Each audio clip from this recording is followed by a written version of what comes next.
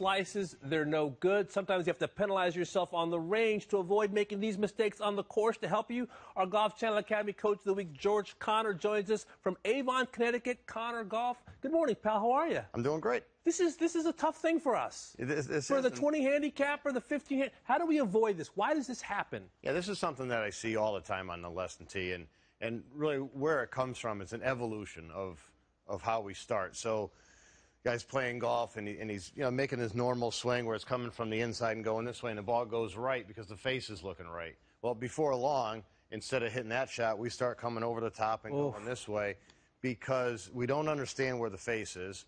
It's going right. We don't know how to fix it. And your buddy's telling you, oh, you're coming over the top. You can't come over the top. And we just get really confused. That's really the evolution of it. And the problem that I see and why we don't get rid of it and people just keep slicing is they see the over-the-top swing path. And their buddies are telling them, oh, you're coming over the top, Damon. You got to stop that. Well, it just keeps going right because they don't know the face. They don't understand how to get the face square. It's a two-step process. If you fix the face, then you're set up to reward yourself when you make a good swing path. Okay. But you're going to get penalized if you make a bad path. And I think that's a great place for a student to be because even left alone, they're going to be able to figure it out from there. All right, let's see you do this. You talk about the face. So face awareness, is that what we're talking about? Phil talks about this. Phil Mickelson, I've heard him describe awareness, it. Yeah. Understanding. You got this flat surface at the end of a stick. We really don't know where it is. One of the things I see almost all the time in slicers is the golf club is up in the palm of their hands. So at home, if you have a hole in your glove right there. I have had that. Yeah. I'll admit that. I'm being honest. So what we want to do is we want to get really the club much more in the fingers. So I've got a lot of hand here. Now as I put my hand across the golf club, that heel pad is sitting up on top. And as I look down, I can see 2, even 3 knuckles. Right. So what I've really done is I've created a range of motion for the golf club to go this way.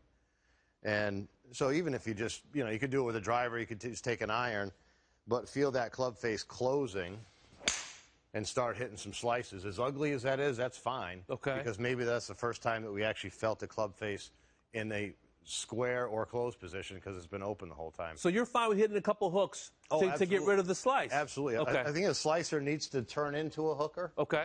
And then you can figure it out from there if you're going to be a fader, draw, or whatever else it happens to be. But we can't have that ball curving to the right because every time it does, what's the response? If the ball's going to curve to the right, man, it makes sense to go this way. You just accentuate it. And it gets back where we started. Okay. So once the face gets square, and again, through grip and then feeling these knuckles kind of rolling underneath the club, hitting some shots going that way, then you can start to work on the path. What about path? Now, what's the next step? You're talking about number 2. Again, so if the club's coming over this way, now the face is square, I get that shot, I get penalized for that. I want to get rewarded for a good path. Yes. So as long as the face is going to be consistently square to closed, the drill that I like to give people is a 1-2-3 drill. Not a very fancy name, but it works. But simple, I like it. We go up to the top of the swing, you're going to let the club fall, and when it gets to horizontal, you want to see the club head is inside the handle over there. So we'd go up once, twice, third time we're going to add some legs. And now we're starting to see a ball that maybe starts a little bit right of the target and then comes back to it. Is that the slot? You always hear about you want to get the ball in, get the path in the slot, the magic move. Is this what we're seeing here? Is that what we want? Yeah, I mean, that's what's referred to as the slot as opposed to over the top. But the key is, I think the big thing is that you're not using your hands and your arms to find a spot. Okay. If you just let it kind of fall over in here and turn, that's how the club's going to drop in the slot. So if it drops in the slot, you're not putting it in the slot. Interesting. 'Cause I think when we start to struggle and we're hitting those slices, it's all hands and arms trying to fix it. Yes.